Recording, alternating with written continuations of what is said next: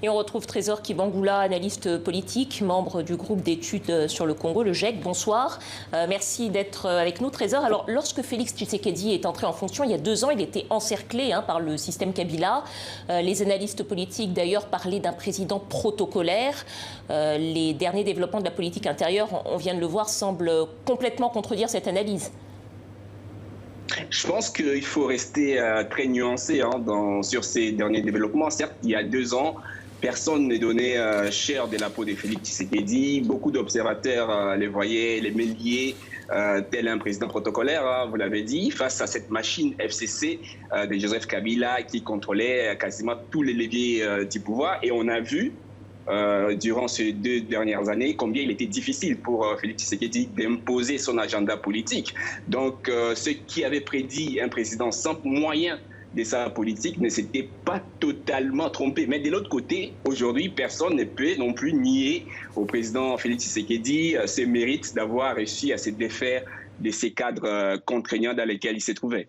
Alors justement, Trésor, mardi, une motion de censure a été déposée contre le gouvernement. Le Premier ministre doit se présenter devant l'Assemblée nationale mardi. C'est quand même un retournement de situation qui semblait totalement improbable.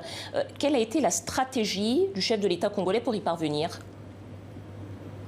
Je pense que Félix Tshisekedi a construit patiemment sa stratégie autour des petites batailles, des batailles remportées les unes après les autres face à son désormais ex-allié Joseph Kabila. Il y a eu l'épisode de la mise en place au sein de l'armée et de la police sans l'accord de Joseph Kabila. Il y a eu la démission du ministre FCC de la Justice sans l'accord de Joseph Kabila, la nomination des 3 juges sans l'accord de Joseph Kabila, puis récemment encore la décision du bureau Mambunda, et il pesait sur les députés nationaux, la menace des dissous de l'Assemblée nationale. Tout ceci a créé ce qu'on peut qualifier un sentiment d'urgence et désespoir dans le camp du FCC. Beaucoup des lieutenants de Joseph Kabila se sont dit que leur chef, leur autorité morale n'était plus aujourd'hui en mesure de les protéger. Et voilà ce qui a créé ces sauve-qui-peut et ces retournements de la situation.